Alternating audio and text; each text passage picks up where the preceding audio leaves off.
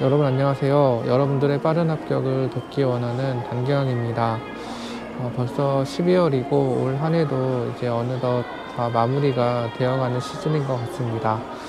저는 주말을 맞이해서 또 오랜만에 집 근처에 있는 아울렛에 나와서 또 여러 가지 것들을 또 구경하고 그런 시간들을 보내고 있는데, 여러분들도 12월을 또 여러 가지 의미로 잘 보낼 수 있는 그런 기간이 되었으면 좋겠습니다. 오늘은 공무원 영어에 대해서 잠깐 한번 생각을 해보고 싶습니다. 아마 공무원 공부를 준비하는 많은 분들 중에서 이 영어라는 과목 때문에 굉장히 어려워하시는 분들이 계실 거라고 생각합니다. 저 역시 영어가 너무 어려웠고 영어 준비하는 데 정말 많은 시간을 소비했기 때문에 여러분들의 마음을 그 누구보다 잘 아는 사람이다라고 저는 말씀드릴 수 있습니다. 그런데 사실 이 공무원에게 이 영어라는 이 과목이 합격을 한 이후에 보니까 얼마나 중요한 과목인지는 사실 잘 모르겠습니다. 왜냐하면 제가 업무를 보면서 영어라고 하는 그 과목, 그 언어를 거의 사용해 본 적이 없기 때문입니다. 그래서 이게 공무원 준비를 할 때 영어를 왜 이렇게 중요하게 우리가 생각을 해야 되고, 영어 때문에 많이 떨어지시는 분들이 많이 계시는데 이게 왜 굳이 영어 과목이 공무원 시험 과목 안에 들어와 있어서 많은 사람들을 이렇게 고생시키나 라고 하는 생각을 지금도 하고 있습니다. 하나 재미있는 에피소드 하나를 말씀드리면, 제가 이제 처음 발령이 나서 몇 주가 지나지 않은 때였다고 저는 생각을 합니다. 기억을 하는데 열심히 긴장하면서 업무를 보고 있었습니다. 그런데 이제 멀리서 이제 외국인 한 분이 이제 동사무소에 들어오시는 것을 제가 봤습니다. 딱 보니까 영어를 사용하는 영어권 외국인인 것 같았습니다. 그래서 저는 조심스럽게 어떻게 해야 되나 조금 생각을 하고 있었습니다.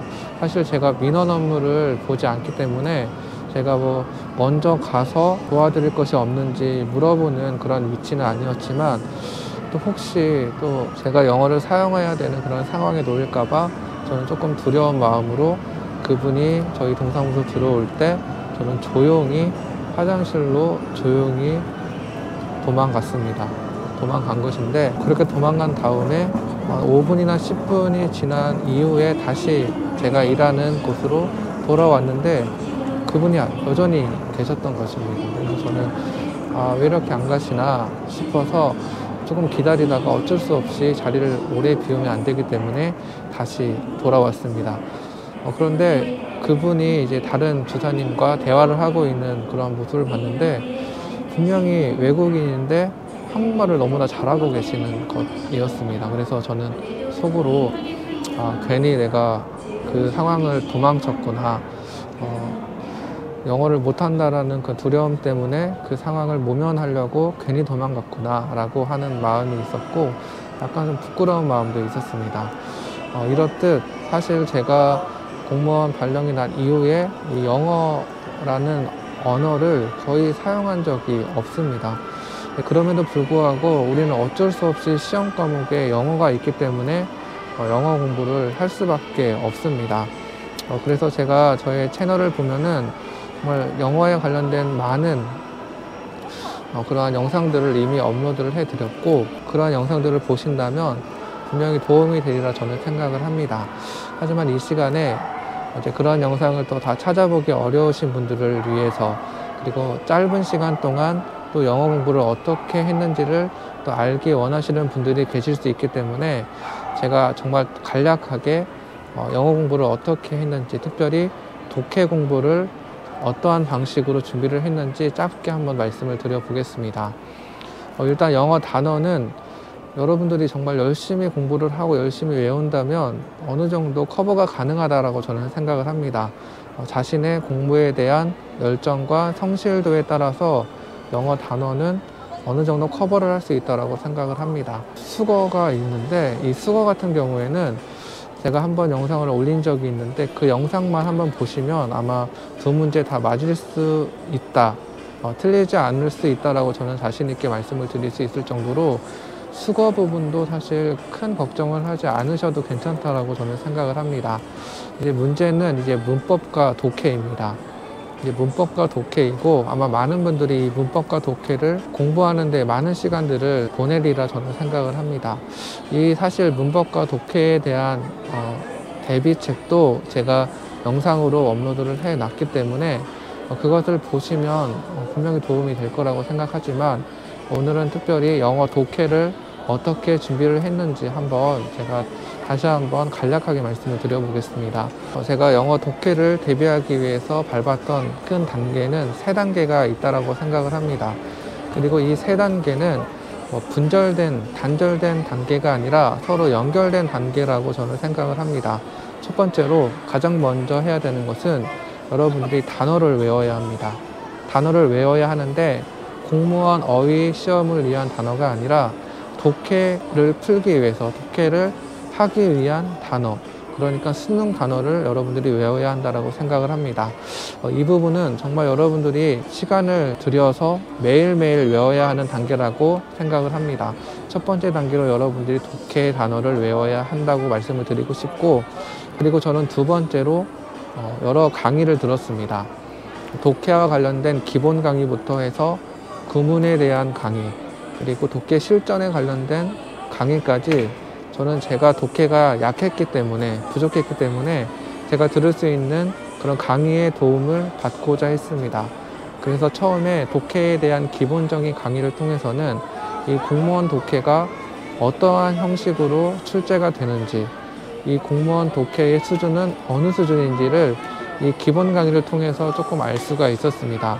그리고 여러분들도 아시다시피 공무원 독해는 한 10문제 정도 나오고 정말 다양한 유형으로 문제가 나옵니다.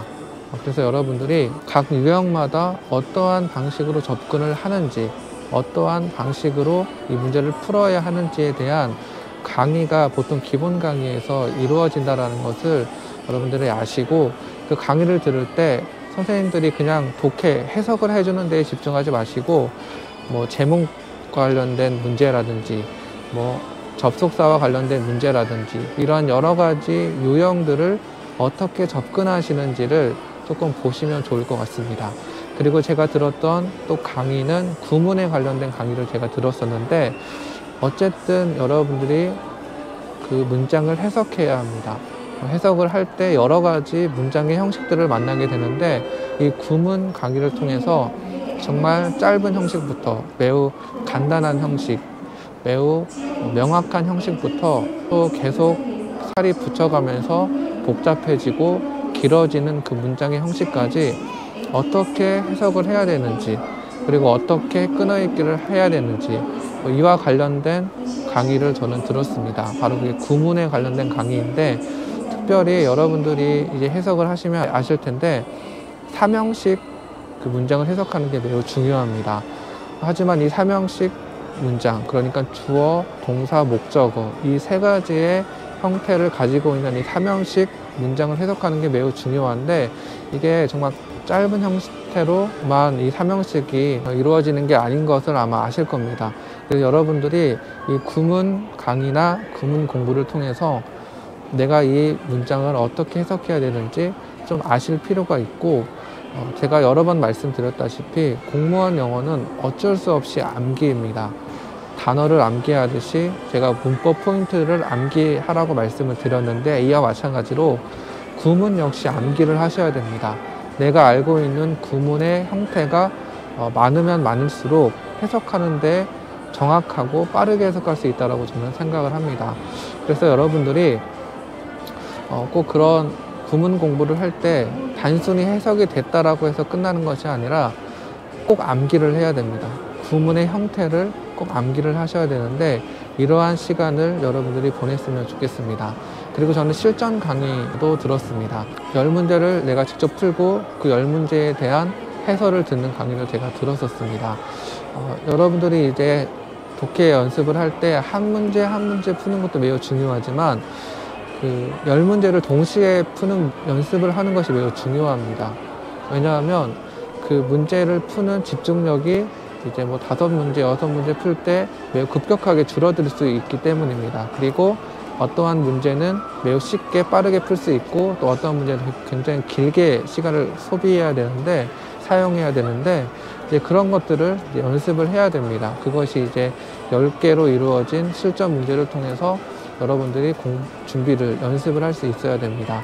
그래서 이렇게 10개로 된 실전 문제를 한번 풀어보시고 또 선생님들이 어떻게 그 문제를 해석하시는지에 대해서 한번 생각을 하시면서 그 강의를 들을 필요가 있다고 저는 생각을 합니다. 선생님들이 강의를 하실 때 단순히 해석하는 거에 집중하지 마시고 문제에 어떻게 접근하시는지를 보셔야 됩니다. 해석은 뭐 뒤에 해설지를 보면은 다 알 수가 있습니다. 그런데 어떠한 형식으로 문제에 접근하는지는 해설에 잘 나와 있지가 않을 수 있습니다. 따라서 여러분들이 강의를 들을 때 선생님들의 해석에도 분명히 집중을 해야 되지만 그 문제의 유형별로 어떻게 접근하시는지를 유심히 잘 살펴보시면 좋을 것 같습니다. 저는 이렇게 강의를 듣는 두 번째 단계를 보냈고, 그리고 세 번째 단계는 매일매일 저는 독해 문제를 풀었습니다. 정말 하루도 빠짐없이 매일매일 독해 문제를 풀었습니다. 이렇게 매일매일 독해 문제를 풀면서 오답 정리를 하면서 공부를 했습니다. 그런데 여러분들에게 이렇게 꾸준하게 독해를 해야 한다는 것을 강조하면서 동시에 여러분들이 독해 오답 정리를 할 때 모르는 단어가 나왔다고 하더라도 그 모르는 단어에 너무 집중하지 않으셨으면 좋겠습니다.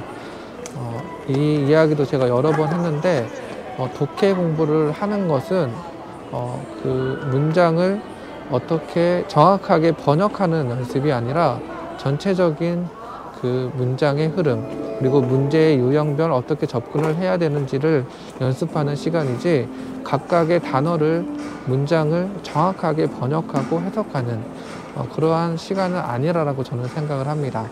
따라서 여러분들이 이제 오답 분석을 할 때 너무 단어 하나하나에 집중하여서 오답 분석을 하지 마시고 전체적인 글의 흐름을 파악하는 그러한 정도에서 여러분들이 오답 정리를 하면서 매일매일 꾸준하게 문제를 푸시면 좋을 것 같습니다. 오늘은 제가 영어 독해 공부를 어떠한 방식으로 했는지에 대한 짧은 저의 생각을 한번 나눠보았습니다. 영어 독해는 정말 꾸준하게 하셔야 합니다. 그리고 오답 분석을 할 때 전체적인 흐름을 조금 파악을 하시려고 그리고 유형별로 접근하는 방법에 대해서 생각을 하시면서 오답 분석을 하시면 좋을 것 같습니다. 네, 오늘 영상은 여기까지입니다. 끝까지 시청해주신 모든 분들 진심으로 감사드립니다. 저는 또 다른 영상으로 인사드리도록 하겠습니다. 지금까지 여러분들의 빠른 합격을 돕기 원하는 단기양이었습니다. 감사합니다.